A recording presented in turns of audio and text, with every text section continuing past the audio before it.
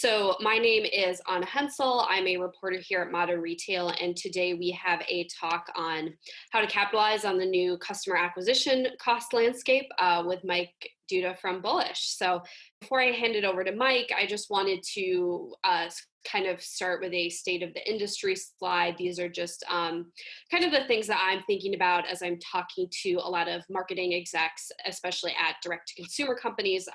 So number one is that advertising costs on Facebook and Instagram in particular have fallen, just as a lot of companies are cutting their marketing budgets, especially the bigger players. But what it takes to get someone to buy has also changed dramatically. So kind of what I have talked to a few people about is just that, so it might be taking longer to convince people to buy because they're not as open to impulse purchases. So whereas previously maybe you would have expected that, okay, if I spend X amount on Facebook, I'm going to get Y in revenue. You can't expect that to happen right now. And so you just really have to just kind of watch how the customers that you are acquiring right now, how valuable that end up being in the long run, and just how they behave to maybe some of the customers you acquired before the pandemic. So with that, I am going to kick it over to Mike, who is going to give an overview of what he's seeing with the companies he works with at Bullish. Hey everybody, you look good in your pajamas. Isn't it great? We get to wear pajamas. I have to put a button-down shirt because I'm in front of all you people, but nice having you and everything. So I know we're gonna have a Q&A session, and allow me. Yes, and actually I did forget. If anyone has any questions for Mike during the talk, please pop them in the Q&A button. We want as many questions from you all as possible. Thank you. And so this all started, I think, when I sent this tweet, and the good people at Modern Retail say, hey, would you want to talk about it? And that's why we're here today. But I'm going to give you a very macro perspective up front and then get into it. So it's not going to be as long of a road as it might appear, but it's going to be a little bit out before getting right into CAC. So these are three things. Anna, you just covered them pretty well. I don't have to go over that. Oh, I think we need your PowerPoint. Oh, is it? Is not presentation mode? Better? Yeah, we just need you to share your. Oh, probably helps if you can actually see my screen. Okay. Yes, right now we just see your face, which is fine, but. Doesn't get any better. There we go. Thank God this isn't live, right? You just do this. View presentation. Keeps everyone on their toes, makes things more exciting. Yeah, exactly. So this is the tweet that I think started this conversation to where we are today, and we're going to get to it. I'm going to go macro first. I think you covered these areas just in the precursor 2 minutes ago. The only caveats is this is not all encompassing. I'm not pretending we did this 3,000 brand study or anything along those lines, but there's certain things we're seeing very specifically that I'm happy to share. Conditions. This is going to be super informal, conversant. Anna, you have full license to interrupt me and call BS or wait, I'm seeing something else. Obviously, people at home sipping margaritas can do the same thing. And then challenge. This is an open discussion. I've done a bunch of these webinars over the past month and a half. They can get bored really quick. I may not be the smartest presenter, but at least I want to have some level of entertainment and information sharing. So this is meant to be as much a dialogue as any fancy presentation. The propaganda portion, who am I? What is this thing? Bullish in a nutshell is a strategy, design, and communications agency armed with a consumer investment fund. So we operate like a marketing operating partner at a private equity fund, and that we have the talents from people from great agencies like Droga 5 and Deutsch and BBDO, mixed with people from Deloitte and A.T. Kearney, and then mixed with people from Goldman Sachs. So it's we're this weird kind of mixture of Madison Avenue and Wall Street. And we exist because we have the guts to believe that marketing can drive businesses, and the impact an agency can have is tremendous. But we got sick and tired of being labeled as an expense and getting cut and just being paid for the outputs. We're willing literally to bet our ultimate compensation on how well our marketing recommendations do, or how well the businesses we invest in do. So we've literally patented that we're America's most dangerous agency, quite literally, because we're the only one that's built to lose money. Slightly funnier in better times than we are now, but it's at the end of the day, our clients and our brands are not bonused on how good the ads are. They're bonused on how good the impact that they have on the business are. So getting right to it. So the money. Taking a macro look at what's in the landscape, This is our economy. The US is a $22 trillion economy. Consumer spending is 68% of that. In March, and this was at the tipping spear of what we going at home, consumer spending went down 7.5%. That's about $1.13 trillion right there of economy. And we're not even into April yet. And so looking what's going on in April, it's like 20%, there's 20% unemployment. We went from record low unemployment, 3.5%, I think in January and February too, all of a sudden 20%, like historic. On that. What's crazy is the stock market kind of like seems to revel in this stuff. I'm not smart enough to understand why, but it's like the more pain we do in terms of job losses, Wall Street goes up. I'm not putting him there because Bullish isn't there, but that is an Easter egg. So, okay, that's nice landscape, but what the hell does this have to do with CAC? Glad you asked. Let's take a look at what people are buying. And you know this, it's like I'm gonna look all smart, try to pull up Goldman Sachs data and Catalina and some other things, but people are buying the basic stuff. And here's a year-over-year percentage, and just look at those percentage on household cleaning supplies. Every joke has been done, I won't do that. You look down below, we clearly are like clean, but we don't smell good when you look at deodorants and beauty aids. So interesting, probably good that we're all at home right now. They're buying things like food, cleaning products, booze is way up. Pets, the adoption rate for pets is up over 200%. People like companionship. Guns, I'll leave that there. Home and garden is up 60% the first quarter. And yes, we were an investor in Peloton. Pelotons are way up as they announced yesterday and in their great Q1 earnings. Plug for a brand we've been involved with. But here's where people aren't doing. We're not buying cars. We're not traveling and staying in hotels or buying airline tickets. We're not going to stores either. There's some stores we're going to, like Walmart, and Walmart was up 24% in March. But going to stores in the broadest sense, we're not doing. We're not commuting. And we're not out to impress people as much. So the Instagram game, I don't know what your Instagram feed looks like, but it's a little bit less impressive on that side, which has ramifications we'll get to. So let's take a fact. Who are the top 50 biggest ad spenders in the US? 38% of these are based in the US. If you look at this list, we reckon there's only 2 digitally native brands on here. It's Alphabet, which is Google, and Amazon right in there. You look at some of the top spenders, AT&T, Verizon, T-Mobile. They make more money when you go into a store to buy a phone or get a phone versus you buy online. Comcast is NBC, Charter is Pipe. You see all these like McDonald's on here. You see Honda, Toyota. We're estimating about 35 of 50 on here have been really damaged really bad by this. And when that happens, if you're not doing the things on the previous slides, you're probably not going to advertise and you start cutting. And then there's others on here. Is Target doing well or not well? Is Walmart? There's certain spikes due to hoarding and everything, but the jury remains the same. So when that happens, guess what?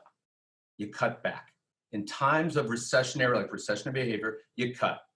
And not only do you cut back, marketing tends to be the first thing as part of that. Always is. Historically, you go back, marketing will lead a recession, it will lag a recovery. And you'll hear more about that later. And so if they're cutting back on marketing, they're also cutting back on marketing in places like Facebook and Google, not just like television and that stuff. It's Facebook and Google. And so as it relates to CAC, punchline's finally coming, right? Here's what we're seeing, and we're probably gonna spend a little bit more time here on this because we can't publish exactly what our companies are doing. But here's what we've seen, massive drops. Most of our companies have seen upward of over 30-35% drops in CAC since the end of March. So let me ask you a few questions. So when Sure. when did they start seeing drops in customer acquisitions? You said around end of March? And in March, some businesses saw it earlier than that, but based on the time, but it's like across the board, it was by like end of the third week of March, definitely the last week. Yeah. And does that still seem to be holding? I mean, is customer acquisition cost dropping even more for some companies? If they're not dropping more, they're at least staying the same. And it's something like, it's someone, I think 40% of all VC dollars goes towards like Google and Facebook in some way, shape, or form, which is, but it's held serve. And we've had so many times, at the early part of this, like late February, early March, we had some of our companies had spike days, like best days ever, and then the next day crater. And we'd see 3 or 4 of them crater. There's always a running joke of like Google or like mostly Facebook changing the algorithm and you just don't know what. But it's interesting, it's not all of a sudden like, okay, time's up out of the pool. In fact, we checked in with a bunch of these companies yesterday. It's just part of our protocol and it's all holding serve. And so most of these companies are digitally native, which goes to the bottom point. If you're digitally native and your business is on the internet, you're probably having mostly some sort of boom time. if you use the internet to conduct business, but you're not all in, it could be hit or miss. But conversion rates have gone up. We've seen companies have retrenched a little bit in spending less in marketing. And listen, it's easier to spend less money in marketing if your CAC is down 40 or 50%. But there's increased conversion across a number of categories: pet, So home and with garden, paint, house, CPG. Sorry, go ahead. Yeah. So with just in your talks with companies, what are some of the reasons they are thinking that conversion is increasing? Because I mean, I just feel like shopping habits have changed so much. I personally am less open to making impulse purchases these days, and know like I'll probably get some new cookware in a few weeks. And so I'm just curious across categories, what are some of the reasons that they're seeing or thinking that conversion might be increasing? There's an array of areas, and I'll address one of them. I think some degree people are bored, and so they need something to do, and you can't go out, and you're not commuting, and those other things. People want to feel good. We're home. We're isolated in here. We have to rely on Zoom for happy hours. We're doing all these things. Go back to the adoption of pets, which has been up 200%. Like people going to shelters to adopt pets, not the easiest thing to do. So people want to feel good.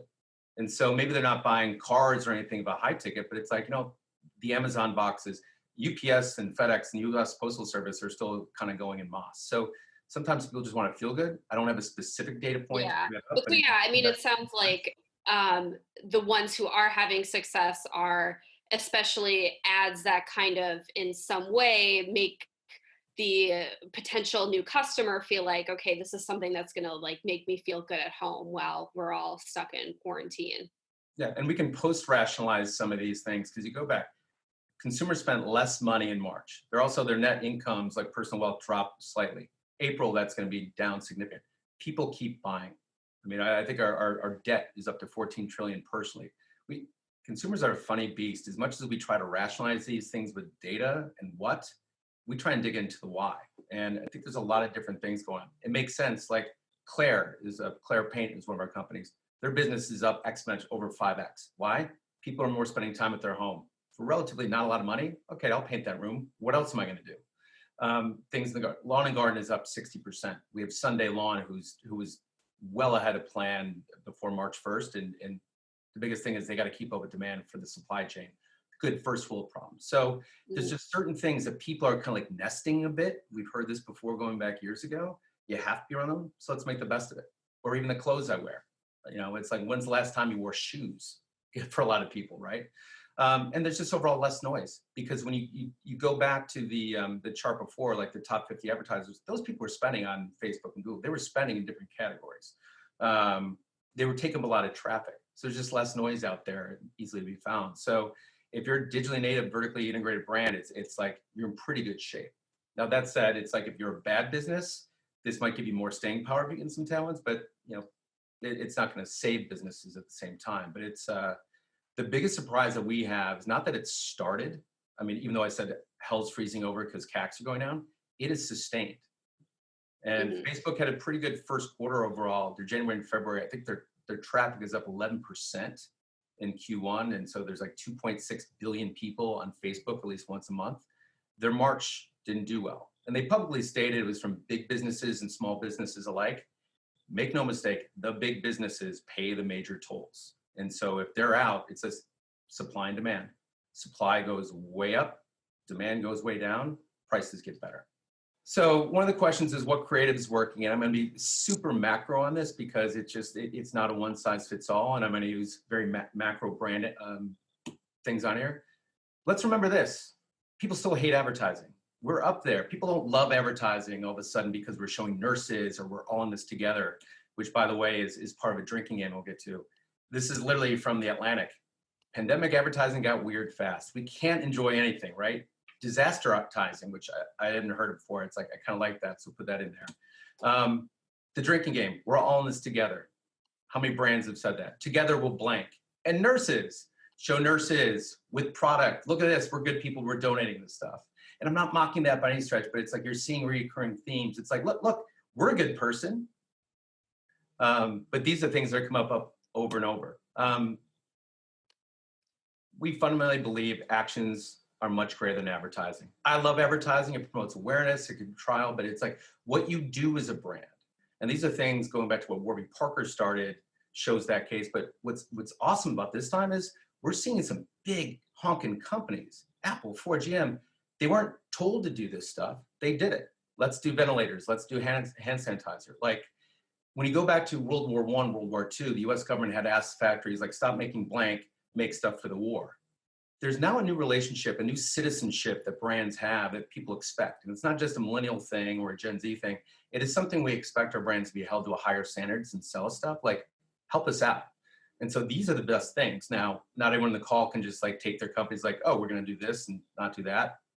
Right. And so with some of the companies that Bullish has invested in, they probably, they're not up to the point where they can make ventilators like Ford is, but what are some of the ways that they are, are they manufacturing their own PPE, like masks, if customers want to buy them? Are they donating it?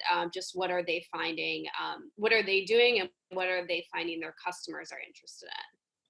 Yeah, there's a few things that'll be in a checklist later, but it's like, first of all, we have a lot in the health and wellness business. So just existing is helpful. People want their vitamins. Immunity has gone way up on that side. Peloton, drinking game, it's the second time I've said it. Peloton offered like 90 days free trial of their app. Even if you don't have the bike, you can use it. And then they put $1 million towards people who can't pay the $39.99 a month. Don't worry, we'll get you later on that stuff. So those are some of these relaxed things. Not every brand can do it, but it's also what value can you serve to the customers you have? We have a shampoo company, Function of Beauty. It just, in a world where like hair coloring searches are going up and we're cutting our own hair, to disastrous thing, Function of Beauty, which is more expensive than a typical shampoo and conditioner, is a luxury that you want to have home now because it's like you're washing your hair on that. So it's just, sometimes the role you play, not everyone has to be like a Mother Teresa or like so heavenly in what they do, but it's just like, serve the general purpose of why it exists in the first place. And right. so and that could play in a different way. Not everything has to be like completely like the buy a pair, give a pair, but it's like that spirit. And if nothing else, show that spirit to your employees and take care of the people on that side. We have several companies that have factories. They were worried about just having people show up to work. And it's like protect your employees versus that means I don't get my vitamins like 3 days is quick. That's fine on that side of it. So it depends what business you're in, but the spirit behind it, like that, consumers are noticing that more than ever before. This internet thing brings a lot of transparency. Yeah, it's we just had a story on our site last week about Rothy's. They created this coalition of brands to share advice about how to produce, if they're trying to produce masks, like what's working, what's not. And what they found is, they initially had this promotion where if you buy, a product on their site, they would donate a certain amount of masks. And they found that their customers didn't want them to tie donations to purchases, but that has worked for some other brands. I think Allbirds has done that and is still doing it. So I think it's just about like asking your customers what they want and trying to understand like what they want from you as a company and how they view you as a company during this time. Yeah, and think about those two brands, Rothy's and Allbirds. They stood for something more than the products they make. Sustainability, recycle it, and all that. So it's not surprising that they're exhibiting behaviors above and beyond just the products themselves. It's funny, when you go back, the most popular TV show right now is probably The Last Dance on ESPN, given the ratings. And they've been showing like the 1980s where the NBA was just like bloody, kick it, physical, like get in your face, you hate your competitors. Now it's like, you see on social media, the NBA stars are like together with each other. It's almost the way brands are doing it. Yeah. You just said, very different. Different coalitions are coming up, and it's just like there's more of this like camaraderie that's different from the pure hedonism of capitalism back in the 1980s. But there's no one right way. But there's some good stuff going on. Some are participating, and and I do. I just want to give a plug. We're probably in the next 5 minutes going to start Q&A. Cool. From the ones that people have submitted. So if you have a question for Mike, pop it in the Q&A. Cool. So this is going to roll by. Participate. You've probably seen this. SGNN. It's John Krasinski is brilliant. It's just today's show with Al Roker. Walmart has certainly done some advertising, but Al Roker's done stuff where like there's someone in San Antonio who's trying to serve children. Boom. Walmart's paying to help supply that too. So they're participating on it. Even something like Hamilton and some of the brands have done with John Krasinski has been great. So just kind of the be it, don't say it approach. This is Verizon with a PSA. Hey, we're here if you need us. It's not a pure acquisition and they have money to spend in this time. So they're just kind of show, hey, we're still out there if you need us. And on a digital messaging side, and this is from various A/B testing and some things we've had, the simpler, the better. People just are trying to tone out so much of the noise. I'm not going to get political about the fun and games that are at 6 o'clock every night in terms of briefings. People are just trying to tune out certain things. They want simplicity. Values and value. It's like there's this Americana that we've long believed in for the past year and a half that's taken place. It's like people are getting back to simple stuff, values, and they want to see value at the same time. They don't want to spend a lot of money. They'll pay up a little bit, but they're not cheap, but they want to feel it's a good value. And voyeuristic snapshots. It's not the time for the Instagram, look where I am and all that stuff. Real, empathetic, almost journalistic style, like shots, just flat stuff that we've seen on Facebook and Google is performing slightly better in A/B tests, generically speaking. Marketing messaging. So this is the warning, the future is unknown. I mean, I don't know what to believe. Either the economy is going to restart in 2 seconds in Texas, or like we're damned until September and like I should go to my basement. I don't know. I don't pretend to know on that side of it. So, but one of the things I do know is just like in times of uncertainty, marketing tends to retrench and not that. That just tends to be, and consumers as well. So I broke this down from 2 perspectives, a marketer's perspective and an agency's perspective. So dear marketers, focus on what you can do for your customers. There's certain actions you could do. I won't say it a third time because it'll drive people nuts, but CRM, like here's what we can do for you. We'll offer something of value. You do have data on your customers. Direct mail actually works pretty well. It's been working well for the past year and a half. So speak to your current customers. You'll add your current customers are better than the ones you don't have. Empathize over selling. I'm a capitalist. You got to sell product at the same time, but just you have to think about the needs of your consumer right now, no matter what category you're in, and be realistic about how can you matter in their lives. But to the marketer specifically, be internally cunning. We've gotten 2 outreaches from bigger companies about organizational design. If you are leading a marketing function and you oversee advertising performance, it'd be great to oversee the customer service, because going back, the actions a brand does to me are more important than the advertising, or as important. And I love advertising. So there could be a land grab mentality. And I'm not trying to do the future CMO looks like this and that. I'm not gonna be that guy doing that byline, but it's just, strong marketers can do a lot more. They can run a P&L. How can you control the brand experience? That's why we've seen a rise of the chief customer officer. And be prepared for the next super bumpy next 6 months. When the Q2 numbers come out and Wall Street realizes, oh my God, someone was bad in Q2 and the market goes down, as if we don't expect that to happen. It's just like that retrenchment mentality will continue. And then agencies. I love agencies. Focus on what you can do for your customers. You have to hold the line. We're all getting calls from like retainers being cut or firing on that side. You have to over deliver, because think of like if you're in your counterpart's shoes on the client side, it's just like we're trying to over deliver across the board. It's not easy to do, but it's like it's kind of our birthright. That's what we're there for. We don't want to win a business. We want to see that business do well. You can rise up to the occasion, just going a little bit above and beyond. I'm emphatic about this. No excuses. Yeah, the economy is about to suck, but you know what? Agencies were bitching and moaning during good times about fee cuts and everything like that. No other agency has the creative and strategic firepower. No other industry has it like an agency. We do an amazing job of like blaming other people. You have to make your own plays. You just can't rely on like new business that's coming in the door or whatever. It's like, go out and do it. You are defined by the company you keep. And then reassess your value, and there's new routes to run. You know, after I had a few sleepless nights of like, oh God, what's going to happen? You get those 2 or 3 phone calls, you could be out of business. We're seeing opportunities to actually deploy our talents in like a new area for especially direct to consumer that we're going to be attacking, and we're getting some early traction on. And be prepared for a bumpy next 6 months, if not 12 months. And my heart goes out when you see a great agency like BBH have to lay off 20%. Those are good people. They're a great agency. So this is going to be a tough time on there. So that's what I got, Anna. Fire away. How'd I do? Well, very optimistic end note. But yeah, thank you. That was a great overview. So the first question we had is, because you do, you are an investor. So just, are you looking to invest in new companies right now? And are there certain things you look for in founders or business models, or certain metrics that maybe you didn't before? Just how has your investment thesis changed, if at all? Our investment, so we invest B2C, US based only. So that hasn't changed.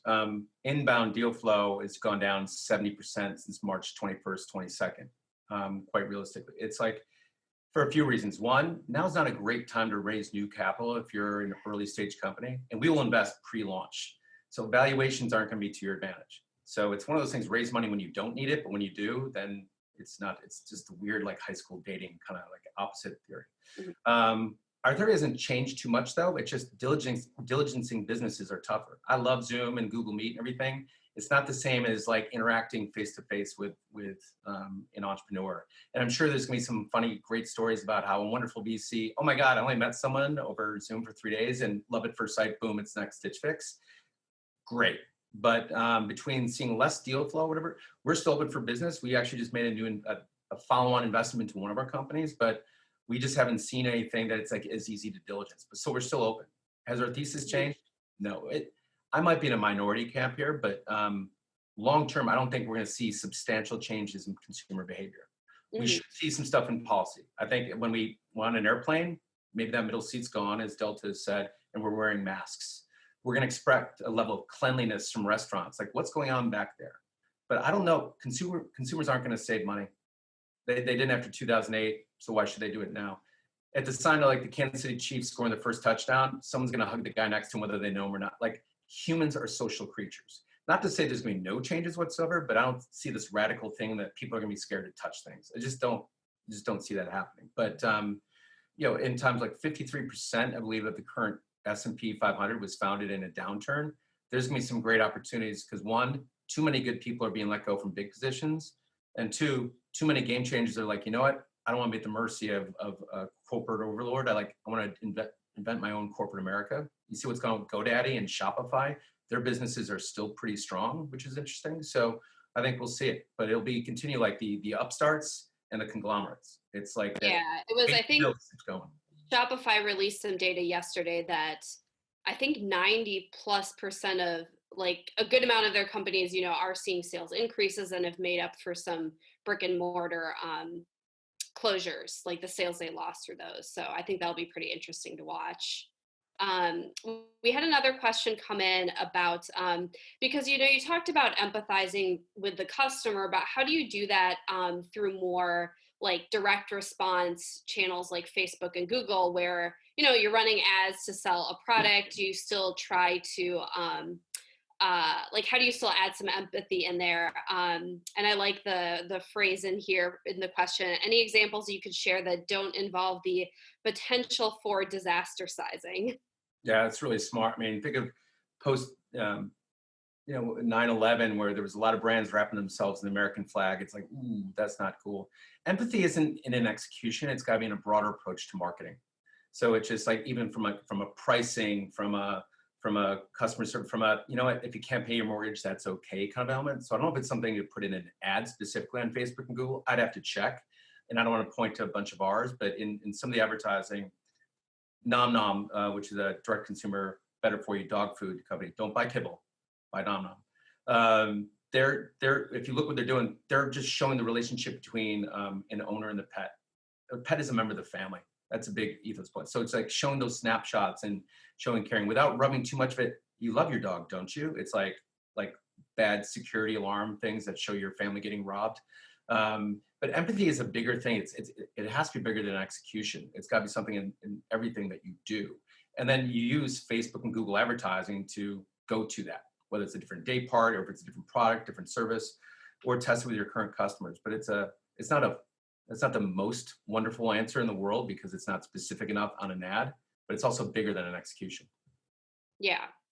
I wanted to get your thoughts on discounting right now, because I've talked to a few companies who were selling products that, especially kind of towards like the end of March, beginning of April, they were seeing a drop in sales, and some of them found success with offering some, discounts or some more value. So there was a razor company supply that they sell a pretty high-end razor, but they had a limited time deal where you could get free years worth of blades if you got their like starter kit. Another company, they offered you 10% off if you had put something in your cart but like hadn't purchased it in a while. It was, I forget the exact, but it was some extra discount than what they usually offer to abandoned carts. So I was just wondering, people are pretty price conscious right now. So like, should you offer discounts? What's the right way to go about it?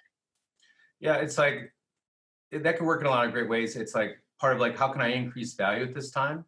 And also from a business model, it's like literally the razor and blade case study to what you mentioned. It's just like, okay, we'll do this. We'll make more money on that too. But if we can get you in the franchise now, that's a great opportunity of that matters. So that's a great way. It's like, I will say this, it's going to feel a lot like Black Friday every day for the rest of the year, I think. So the holiday season, I'm fascinated to see what's going to come up because we will have a Christmas, we will still have a holiday. But I think we're going to see discounting as part of the norm because it's what we go to. And on top of that, and I'm talking even about billionaires we have an investor or two that's a billionaire. It's just like people want a deal. They want something that like no one else can get. So even if we invest in a startup, it's just like, okay, what deal can we get? It's a startup, they're not profitable yet. Or act now, like the first 1,000 people do this. It's like there's a gamification to some degree. I know that's kind of like a 2017 word, but there's a gamification goes on where consumers want to get something, aha, I got this on that stuff. Unless it's of huge value and I need it now, then people will pay up for that. But for stuff like that, that's a smart move. It's just like, hey, we'll do more for you right now if you buy in. So it's just smart business. Mm-hmm. And then we have a question in terms of, in terms of CAC, do you think now is the time to acquire before costs go up again and then focus on retention and engagement based activities? I'm going to guess you're going to say the answer is yes to acquire some customers now, but then kind of how do you think about maybe retention and engagement?